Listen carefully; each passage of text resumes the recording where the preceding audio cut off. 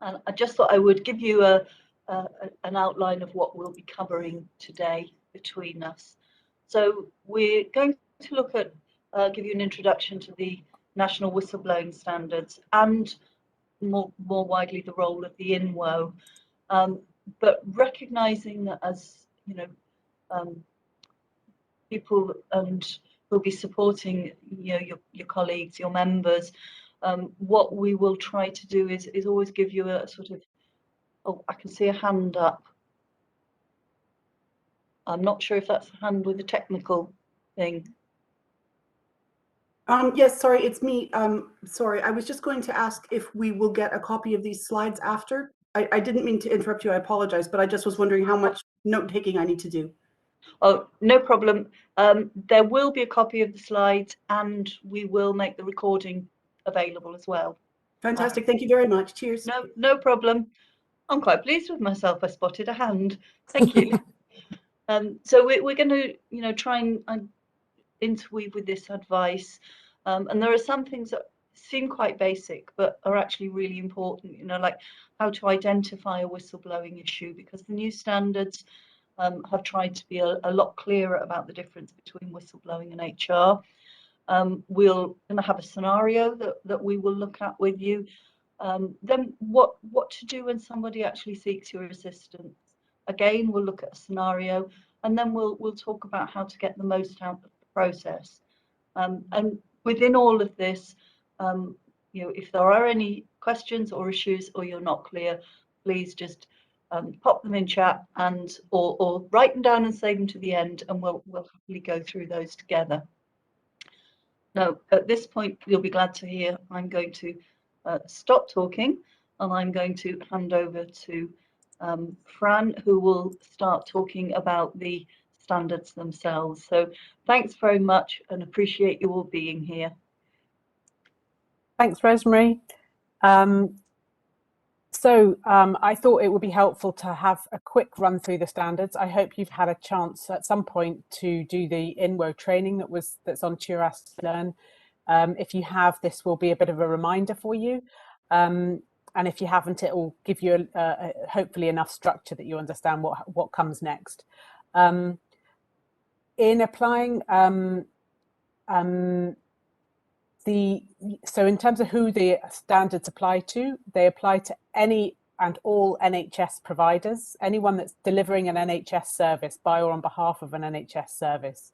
So that includes health services provided by health and social care partnerships. It includes all primary care services and all services contracted by the NHS. So it's a very broad definition in terms of who it applies to. It also applies to staff, students, trainees, volunteers. So it's a much wider definition than I think any other whistleblowing definition or legal allowance covers. And that's really because we wanted, you know, with the Scottish Government, when they were developing the legislation, wanted to make sure that there was opportunities for anyone who was seeing something going wrong to raise it as a whistleblowing concern. And the definition is also quite broad in terms of what it covers. It covers a risk of harm or wrongdoing in the public interest. So that's quite, you know, open to interpretation, should we say, but also quite broad.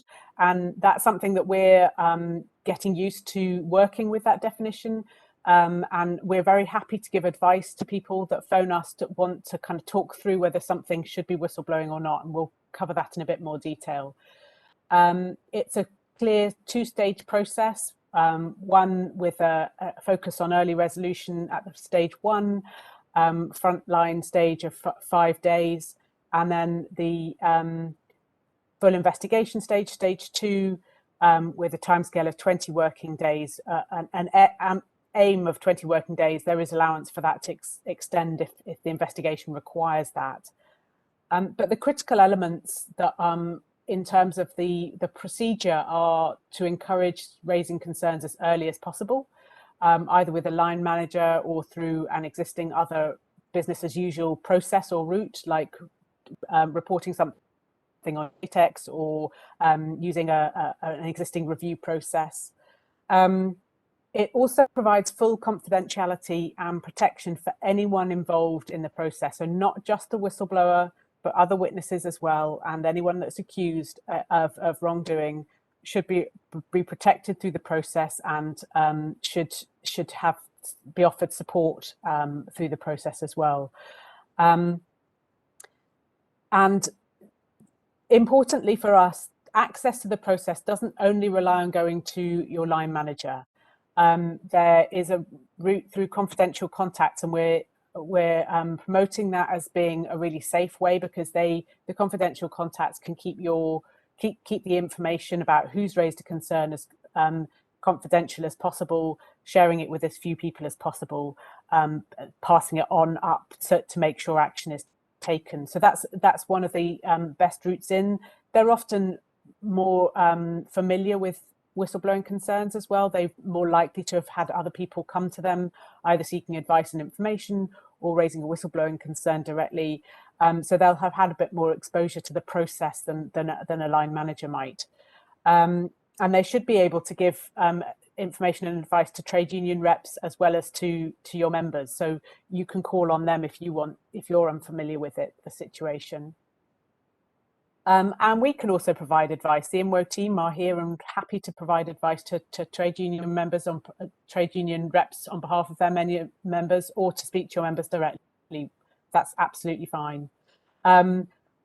We provide the third independent review stage of the process. So if someone's dissatisfied with the stage 2 response they get from the board or the employer, they can bring the concern to us, and we will then have a look at it. The issues that we can consider, the elements that we can consider the issue itself. So we can look into whether the decision was reasonable. We can look into how it was handled, so whether the standards were appropriately applied, and that includes the elements of support and protection. And we can also look at how the person was treated through the process. So if the person felt like, even when they were at business as usual, as a result of raising concerns, they were singled out in some way, they suffered detriment, we can look at that. And we can also look at much more broadly the culture for raising concerns in the organisation, or the part of the organisation that the concern is about. So that really gives us quite a wide remit in terms of not only looking at the root cause of the concern itself to make sure that the risk is managed and dealt with, but also to improve the process to make sure it's safe for other people to use in future too, and that there's trust and faith in the process. And you don't have to be the original whistleblower to raise a concern with the INWO. If you're a witness that suffered detriment as a result of being a witness, you can come to us, or you feel that the complaint was badly handled in some other way, you can come to us. And there's also requirements in the standards about reporting and recording. The recording element is quite important because it requires that the recording of the individual, the whistleblower's identity, is held separately from the concern itself, the issue of concern. And that means that the information about who has raised a concern should be very carefully held, confidentially held. The concern itself will be shared with those people that need to understand it for the purpose of any investigation.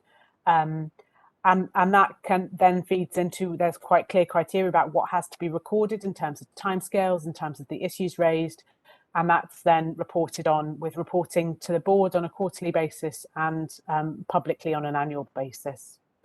So that's really a very quick review of the standards themselves. We're going to go on now and have a look at where whistleblowing, one of the key issues which often comes up is where whistleblowing overlaps with HR issues. And from our experience, this is something that happens a fair bit, and it can come in a range of forms. It can be when someone's raising something that they're concerned about at the same time as also raising something that they're concerned about on their own behalf. So the way they've been treated, and that may be as a result of raising concerns. It may be that it's part of a process where they think that there's bullying and harassment, and that is impacting on safety as well as on their own situation. There's a lot of complication around it, so I thought it'd be useful to look at in a bit more detail. So the a whistleblowing must be raised in the public interest, and it will impact on the person, but it may not only impact on the person, and it doesn't necessarily have to impact on them. It could do, but it doesn't necessarily have to. So one of the things that we will look at very carefully is what risk there is to what that risk relates to, and whether it's something that needs to have immediate attention, or whether it can be looked into in a bit more detail. But basically, if you're thinking about whether something's whistleblowing, you need to think about whether there's a risk beyond the individual, and also whether that person, what outcomes that person is looking for. So are they looking for outcomes that resolve a risk for others, or are they asking for resolution of concerns for themselves? If it's about themselves, then it's more likely to be a grievance issue. And if it's about other people, it's more likely to be whistleblowing. And there may be both. If you're where there is overlap, or for instance, there's some form of detriment that staff have suffered, then they might want to take one set of things through the whistleblowing process, the risks to patients and others through the whistleblowing process, and also consider what HR action would be appropriate to take alongside that. If an HR issue impacts on many people, it's the outcomes wanted for the individual, but it impacts on many, then a group grievance may be a better option. And a grievance will probably achieve more for the individual than any whistleblowing concern would, but the person can always raise a whistleblowing at the same time.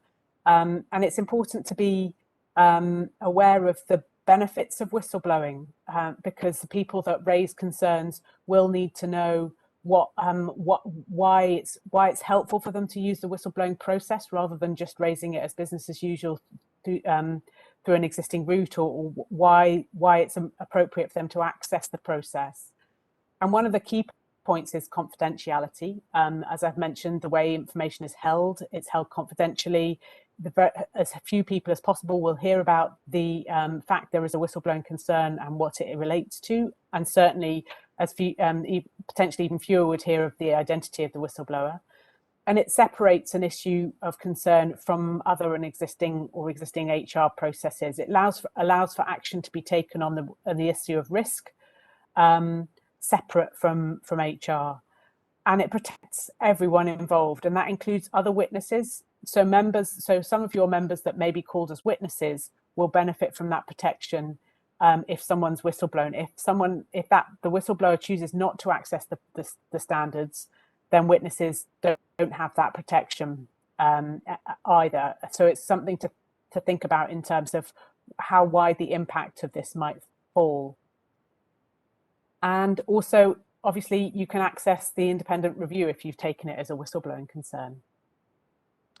So in terms of the protections provided through the standards, they come from two sources. Confidentiality is obviously a first line of defense. People don't know someone's whistleblown, then they can't react to them differently. And a second line, because we're aware that sometimes people guess that has been a whistleblowing incident, or they hear that there's an investigation and they put two and two together, or someone has already raised issues at business as usual stage, and they've kind of already had that flag put on them in some sense. So the second line is through a requirement to ensure that no detriment has been suffered. So HR are required to ensure that staff don't suffer as a result of raising a concern. And if you're a whistleblower or a witness that feels their identity has been revealed or is known to other people, then they're being treated differently, then we would recommend that you report that through the whistleblowing routes, through the people that are involved in taking that whistleblowing process forward, rather than addressing it directly initially with HR or a manager, because they already know the identity of the person, they already are familiar with what's going on. Otherwise, you might end up revealing the whistleblower's identity unnecessarily if it's not already known. The whistleblower whistleblowing contact, if there's concern about it, the whistleblowing lead can make contact with HR or with management to look into what detriment there is, to investigate that if that's appropriate. But it's best to take that as an issue through the whistleblowing route to begin with, because they'll be aware of what and requirements in terms of protection. And I just wanted to touch on these protections versus PIDA. Now, you may be aware of the Public Interest Disclosure Act, and that's really relates to what happens if someone takes someone to employment tribunal, that loses their job or loses out financially significantly and wants to take an organisation to employment tribunal. You can, if you have raised concerns in the public interest under certain specific criteria, you can take the organisation to an employment tribunal on the basis of having raised concerns in the public interest. But that's kind of a bit too late. By then, the significant detriment has already been suffered. So at the INWO, we're trying to make sure that detriment isn't suffered as extensively as that, or not at all. You know, we're trying to get in there earlier on in the process, before it's too late in a sense. So INWO we're trying to be added to the list of prescribed persons. So you could raise a concern with us and it would be covered by PIDA, but raising it with your employer is already covered. It's kind of after the horse has bolted slightly. So we would think of that as the absolute last resort rather than appropriate first line form of protection. So I just thought it would be helpful to have a quick look at this accessing the process. So you can see how there's one route for HR and a separate route for whistleblowing. And that whistleblowing route could be through business as usual, BAU there, or it could be through the standards. And that really kind of sets out some clear options for your members if they've got a concern, to think through whether it needs to go to HR, whether it needs to go to HR and whistleblowing, and also how to access it if you decide to go through the standards. There's obviously a standard line management route, or there's a confidential contact as an alternative. I hope that's a helpful one to have as an aid memoir. So we'll share these slides later, and you can print that off if that's helpful. It's really helpful if you can explain that to your members, because I think a lot often it's quite difficult as a member of staff that's embroiled in a particular situation to disentangle what is HR and what is whistleblowing, and to understand that they can be handled separately and they don't have to be parceled up together as they often are.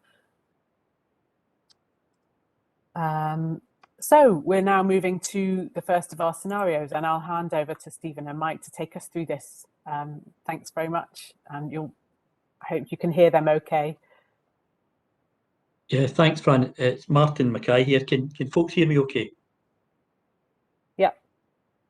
Yep. So we tried to come up with a scenario that might look familiar, given the last couple of years, just as a route to discussion, and in particular around the points that Fran's highlighted about the differences between business as usual in boards and whistleblowing. So if you can see on the slide, we threw up a wee scenario about a nurse that's concerned that PPE doesn't meet requirements, and this leaves them and their patients at risk of infection. They'd raised concerns in the past in the workplace about other areas of clinical practice with their line manager, and as a result of this, they feel that the relationship isn't the best. It becomes strained. The nurse reported being singled out for criticism, and that there's no trust between them and their manager. So they approach yourself, they approach your union rep for advice, discussing both the issues about the PPE and the relationship with the manager, treating them less than fairly. So the scenario for this, questions around this part of the scenario are: put yourself in your position of being the rep that's been approached. What are your next steps in this You know, reflecting on the presentation that Fran's given up till now, and the kind of the variances and the differentials and the crossovers that she's highlighted. So take a few minutes to think about that, put some your answers into the chat box, and we'll have a look at those. So we'll give you a few minutes just to have a think and put something in the chat if you want.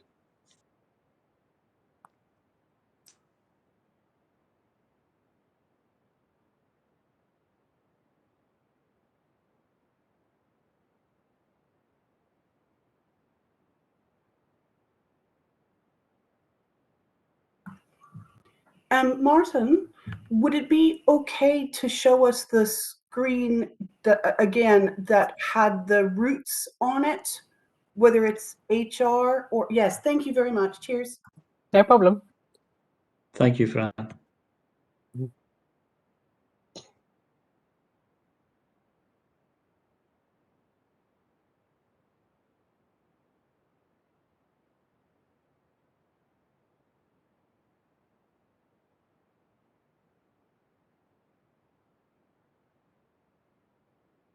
So just as you see there, most of us will be fully, you know, versed in how we take normal business and the routes we go through, discussion with HR, etc., around which policy is the appropriate one and what's going to have the most benefit for the member.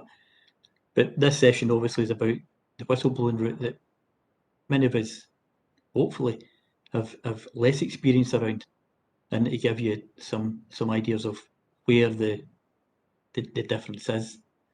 And as Fran's, you know, eloquently put out there, the difference in the approach and the protections around it and the benefits, but also the specifics around what does and what doesn't constitute a whistleblowing issue. We'll have more detail in the next part of the scenario around that as well.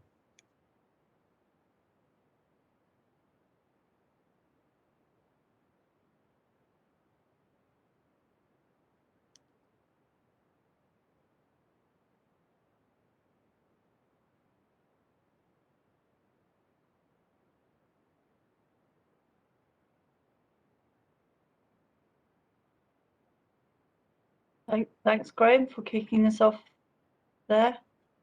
I always like an answer that's more questions.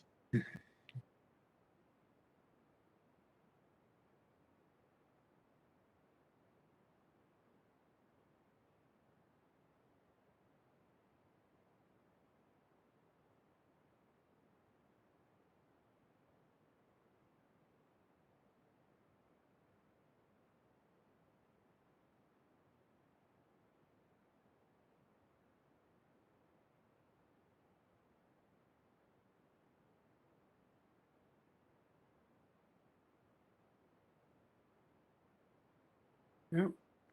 Okay, thanks, folks. Fran, can we move on to the slide after the scenario, please? There we go. Thank you, Fran. Yeah. Yeah, so thank you to those of you that have taken the time to submit an answer either directly to the chat or via Amy. So in terms of the slide that's here, these are some of the answers that we had already sort of thought about. And in terms of it's important to advise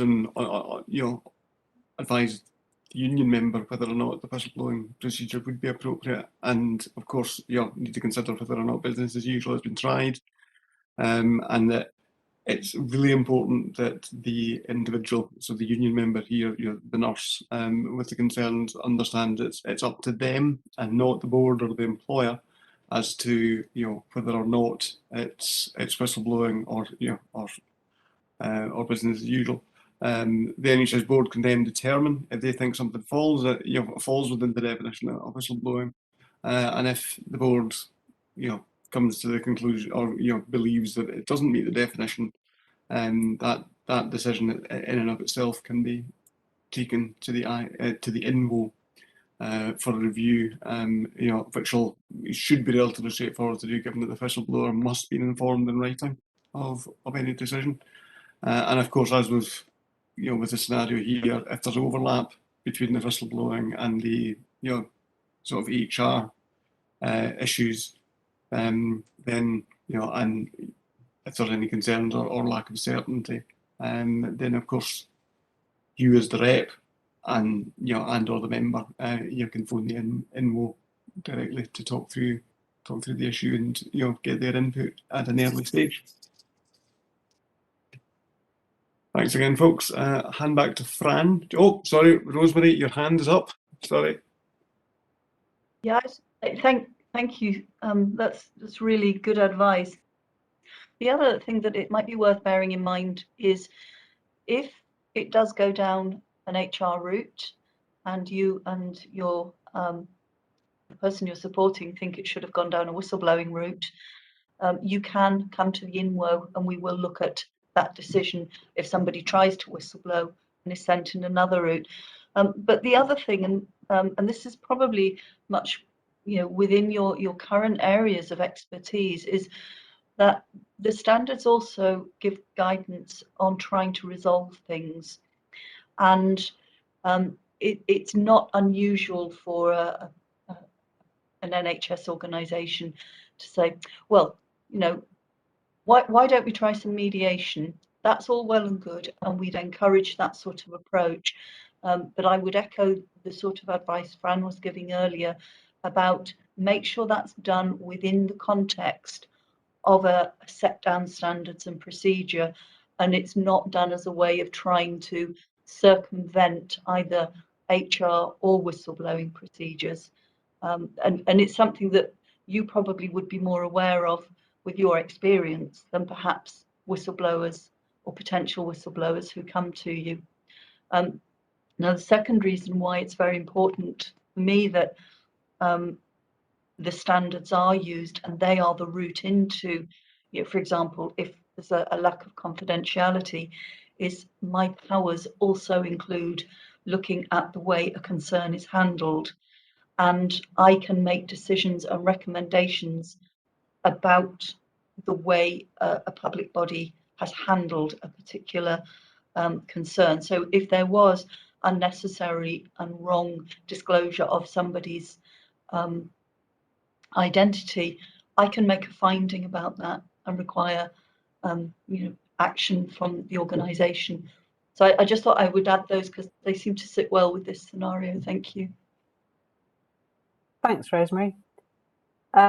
So I thought we'd just go on to have a quick review, make sure we're all clear about what to do if one of your members does want to whistleblow and you're clear that that's what they want to do. One of the most important things is to be supportive of them. Raising concerns is difficult and stressful in general, and is often not something that anyone takes on lightly. So be supportive and be willing to see them through with it, to give them the information they need, obviously, and encourage them to do what they feel they need to do in order to resolve the risks. Check that you're clear on what has happened, what their concerns are, and also what outcomes they're wanting, because obviously that's going to be quite important to give them the right advice in terms of whistleblowing or routes or HR routes. And have they raised it as through business as usual already? Has there already been any action on it or any attempt to get action? Because this can impact on how the board may, or what information the board may have about it, or what impact, what exposure they've already kind of put themselves at in terms of raising it as an issue, and whether they've had any difficulties with that process, whether they've come across any challenges already.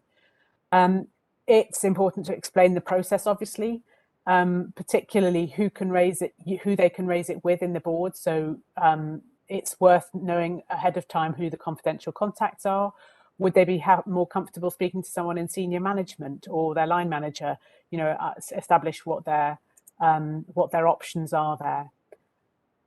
And in terms of confidentiality, it's important that they understand what that means for a whistleblowing process, and for them to think through who they would feel comfortable knowing their identity, and particularly if it goes on to investigation, what that might look like, so they can think it through in a safe space with you, because I think it's much more, it's helpful for them to go into the process being clear about what they want in terms of confidentiality. It will help the board to keep them right if your member is clear about what their expectations are and how widely they're comfortable with various bits of information, either their identity, the fact that there's a whistleblowing concern, what the whistleblowing concern is, you know, all that, thinking through who will know what, who might end up knowing what, and thinking that through in a very safe space. Looking at the confidential contact side of things, it is really useful for you to understand who they are and what role they have, and have their contact details available. Most boards have that on their intranet at least, and often on their internet as well. And it does mean that you can kind of have a think through with the person which one of those contacts might be the best person to go to in that particular scenario. It's up to the members what support they want to have through the process. Some members may want quite a lot of support from their union rep while they're going through the whistleblowing process, and that's absolutely fine. Some will want you to kind of set them on the right track, and then once they're on that track, they're fine to go on by themselves, or they might need to call on you at a later date if they're struggling with it again. And it's really up to the whistleblower or the person that's involved. Your member may be a witness rather than a whistleblower. It's up to them how much support they get with the process from you, and that goes for the board. Have to be happy to have to allow you to sit in on meetings if that's what the person wants as well. So it's really for them to call the shots in terms of that kind of level of support, and the board shouldn't stand in the way of any of that. The only thing is that sometimes it can delay meetings and stuff, because of, trying to make sure people are accessible, available at the appropriate times. But that shouldn't be put in the way as a problem, and that's partly why we made sure that there was the allowance to extend timescales for the investigation, was so that people could have representatives with them if they wanted to.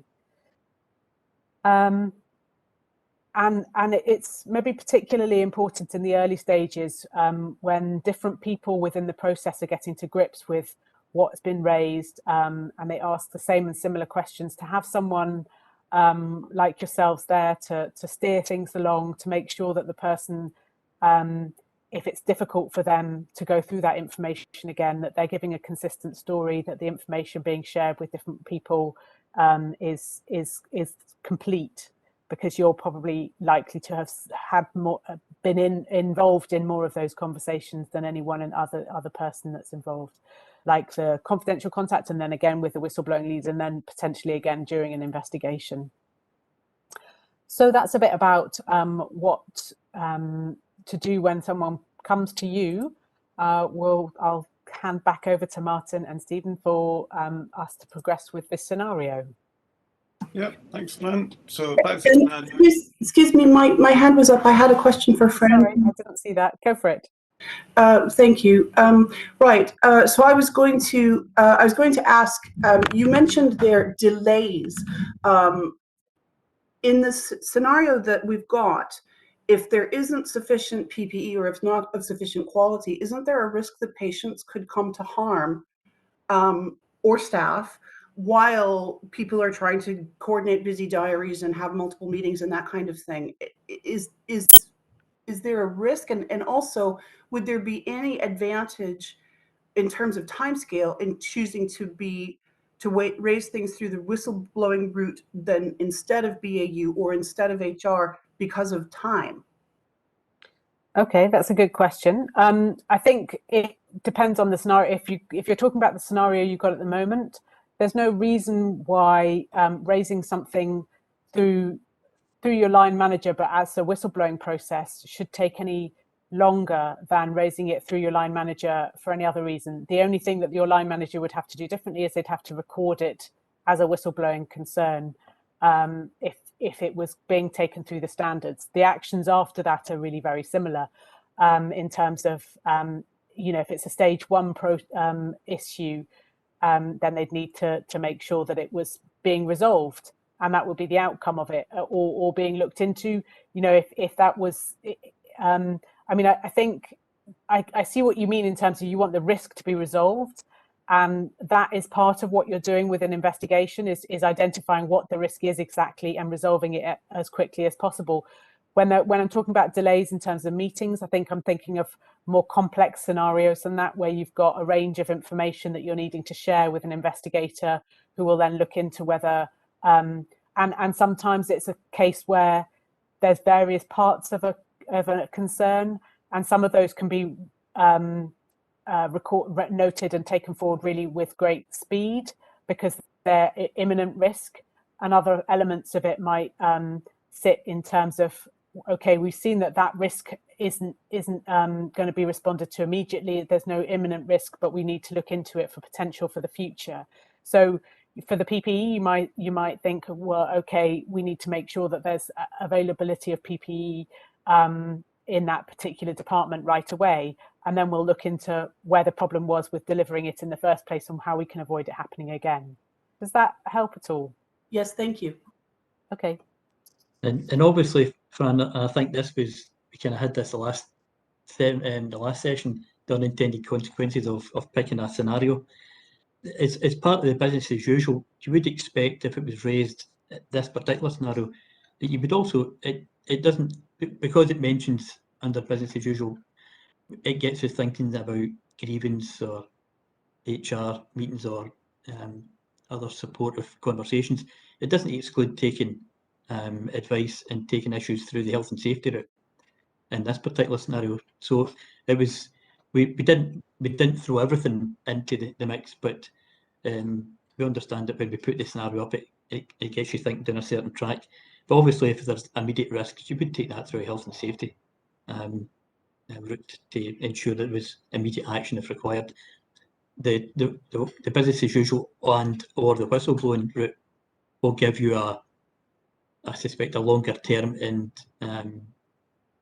permanent solution, or that would be the hope and expectation. Okay, thanks. I might just add to that. The presumption is that the normal route is you go through the local process first, and then you come to the INWO. But I do actually have the powers to take something in the first instance without it going through a local route. And Fran mentioned about risk. Now, it may well be that if you're not sure or your member's not sure and you're really concerned about a patient safety issue, there's nothing to stop you coming directly to us. And even if we don't look at it in the first instance, the fact that we get involved means those issues will be looked at. And we also have agreements with organisations like his, where if there is a significant immediate patient safety issue, we could ask them to look into it. We could go back to the board and say, look, you've got a whistleblowing concern. Well, obviously, we'd have the whistleblowers' permission. We wouldn't just say who they are or what have you, but we might say we've had an anonymous concern come to us about this particular patient safety issue, and you might want to address this straight away. So what I would say is, if in doubt and you're worried about timescales and they think there is a risk, you can always come to Fran and her team for advice. I would like to say I answer the phone personally all the time, but I'm not as good at it as the team. Thanks, Rosemary. Okay, back to the scenario again. So just a reminder of where we're at. There is the concern about inadequate PPE. Patients and staff are at risk, and there have been previous issues that the person has experienced raising a concern with their line manager. On the face of it, that does appear to be a whistleblowing issue to consider. So we're asking now, think about you and your role as a union rep, and in particular, what do you need to do to support your member and enable them to access the processes? So the same as before, we'll just give you a minute or two to jot some ideas into the chat box again, and we'll review them. Okay.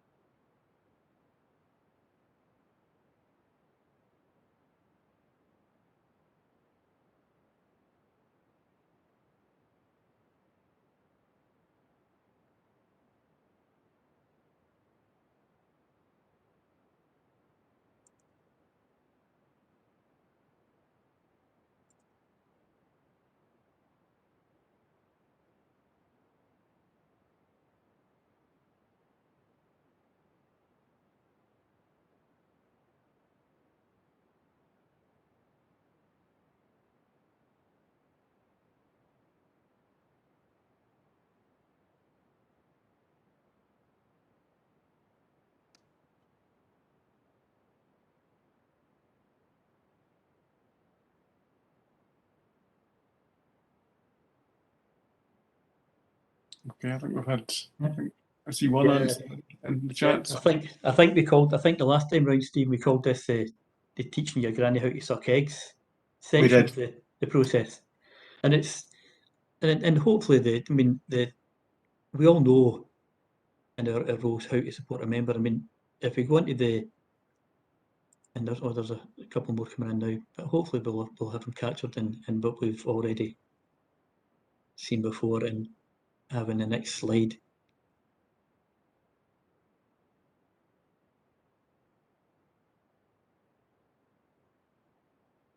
Yeah, if we can go on to the next slide then, Fran, and some of the thoughts that we had ourselves, you've highlighted in there. I mean, our first position is always to empathise with the member and support them. And as it said there, reviewing the details, you need to make sure you understand the issues fully on behalf of your member. As you've gleaned from the first part of the slides, is that the biggest point in this is helping them frame the case. And again, as someone's put in the chat, it's about looking at your process and how to go about it within your own organisation and union. And it's about setting out the information in a clear and concise fashion so that the risks of harm and wrongdoing are clear for the presentation to the board. So, and also, as I think was mentioned earlier, be very clear on the outcomes that your member's looking for. And we all know in that there's always elements of tempering expectation, and that's part of the supportive process. Again, help them to separate out the HR issues and signpost and support them wherever they need to go, and make sure they and you are aware of what to do next. As someone pointed out, looking at giving them advice on the website, or looking at the SPSO website, and the same again, how to make contact with confidential contacts, whatever they're going to need, they take the issues forward, and giving them clear access and getting clear access to the process of taking a whistleblowing issue forward in the first stages, and reassuring them that they're going to have their ongoing support. I think someone's put in the chat there that it is reassuring them that they get the extra layers of confidentiality and support they'll have around this, and the fact, and this is what we found when we were involved in the early stages of the whistleblowing policy being written, that it came as a surprise, certainly to myself, that we wouldn't feel excluded from being involved in the process. It wasn't separated out from our role as a trade union rep, and that you would be side by side with your member all the way through their involvement with the whistleblowing process, and all the parties that are part of it. And that was reassuring for myself, be able to tell a member that they're not going to be in there on their own, because it would feel daunting, as I said earlier, when it's a process that many of us probably wouldn't have been involved in to a great extent or even at all in our experience as a rep. It's good to know that you're not going to be outside looking in, and you're going to be side by side with your member, and that's in any scenario during the process, whether they're a witness or they're raising the issue. So has anyone got any other comments around it to put in the chat? As we said, a lot of this is the nuts and bolts of what we all do, but I think it's good to know that we're not doing it separately, and it's a joined up process. And as Fran and as we both said, we as reps can contact the INWO for advice as well, which was very reassuring for me to find out that we're not excluded from getting in there in the best interest of our members. Thanks, Martin. Thanks. I'll press on with the next slide, and we can come back to any question. We'll have plenty of time for questions later. Wanted to look a bit at how to get the best out of the process, to the pointers for you to kind of think on if someone is talking through these things. And one of the things is to think about, when you're thinking about business as usual or versus whistleblowing, one of the critical things for us to certainly is the vulnerability of the person. And if there's any an indication of vulnerability, then it would suggest that whistleblowing is a better route. And that can be things like employment status, if they're in temporary contracts, if they've got any issues in terms of what their status is in terms of immigration status, that can hinge on their employment status. If there's other existing HR issues that maybe go back a way, or they may be quite recent, either way, it can make someone feel that they don't want to kind of raise their head above the parapet in any way. So those kind of existing vulnerabilities can have an impact on whether someone feels safe to raise something as business as usual. And if they don't feel safe at business as usual, it's better to use whistleblowing. In terms of the level of support, as we've said a couple of times, it's really led by the whistleblower. So if they want you with them, they can have you with them. But the member will have to raise the concern themselves. It has to come from them, and they will generally have to speak for themselves in meetings. You can be with them, you can provide some support and remind them of things, but they will kind of need to give the evidence themselves and speak for themselves in the meetings. In terms of support for others involved, we just wanted to say that we're kind of conscious that a lot of this revolves around the whistleblower, and that's because it can feel very daunting being a whistleblower. But that's not to say that your members won't come to you from other places too. They may be a whistleblower, they may be a witness, or they may be someone that's been accused of wrongdoing, and it's stressful for anyone to be involved in this process, and they're all just as worthy of support. We wouldn't want to be in a position where that we're assuming that someone had done something wrong just because someone had said something might be wrong. And so it's important that whoever's involved gets the support they need. It is important, though, also to think about whether this would lead to any conflicts of interest, and only you will know whether in a particular scenario there's likely to be more than one person that you might represent being brought in on a particular case. So you might at times feel a need to call on another rep to be involved if you've already kind of got one person that you're giving support to, because you wouldn't want to feel that you were had a conflict of interest there. But I'm sure that's something you've come across in other scenarios already. And facilitating access is obviously a really important key role, and as I mentioned, the confidential contacts are a really vital route into it. So having good communications with them will help you and will help your members to access the process easily and straightforwardly. And also one thing that we've noticed that in terms of our experience talking to former whistleblowers is that sometimes people can find out what's happened at the end of a whistleblowing case, but then when it comes to recommendations or follow-on action, it's often when communication tails off and they don't get any feedback from the board or from management about what's happening with the recommendations. And as a union rep, I think you're in quite a strong position to say, well, hang on a sec, what has happened about those recommendations? Can you fill us in on the gaps there, because we haven't heard what's happened, and it's causing stress or anxiety about whether the right actions have been taken. And if you're worried, or your members worried, that recommendations haven't been fulfilled, that the action hasn't been taken as was agreed, then you can bring that to the INWO. We can have a look at whether those actions have been fulfilled or not, and that might be safer than getting involved in another round of what you said you were going to do, a new battle with the board in a sense. So please do get involved or come to us for advice if your member's in that position. And my final slide is just a bit about the support you can get from our team. So we have an advice line, and we're very happy to, as we said, give information and advice to union reps.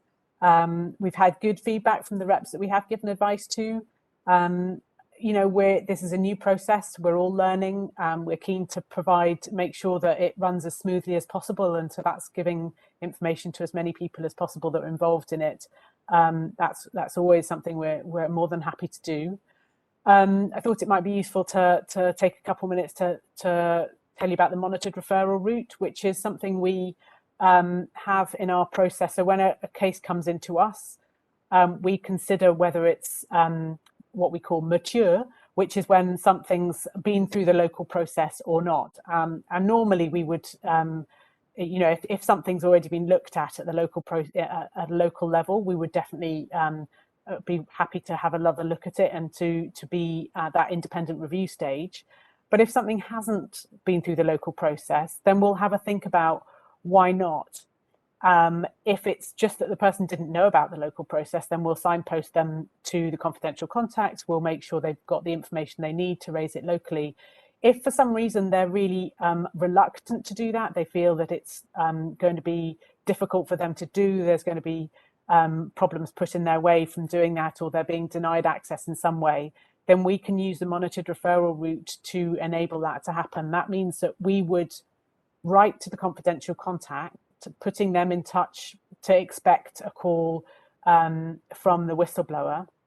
And this is roughly what they're raising, and please could you talk to them about it and enable access. We would also write to the board to say, not to say any names, but just to say, we are expecting a whistleblowing case to come your way. We give the reference number so they know that which case it is that we're involved with, we've had contact with, but we wouldn't give anything beyond a reference number. And the board then know to look out for that case. They know that this is something that we've given advice on. The person is wanting to raise it as a whistleblowing concern, and it just smooths its way into the process. So that's our monitored referral process that's helpful for people that really are struggling to get access at the local level. We've also got our CHURAS training modules, which provide, there are shortly going to be 3 modules. One's aimed at members, everyday staff who may want to raise concerns, and it's a more kind of an overview. You may well have taken that course. There's another one that's a longer one for managers, and that is currently being split into 2. So it's one for line managers and one for senior managers, which goes into a bit more detail. And those are available on CHURAS Learn site for anyone. So you don't have to be a member of NHS staff. Anyone can log into that site and use and access them. And then, of course, there's our INWO bulletins that we release once a month. They give you a taste of the work that what we've been up to, top tips on implementing the standards, 1 or 2 things that we're seeing coming through from cases. And we will, when we have finalised investigations, we'll be sharing the findings on there too. And then there's our website, which I expect you've all come across, but that's always changing. And where we do make changes, we put those in the bulletin too. We highlight them in the bulletin so you can be aware of those.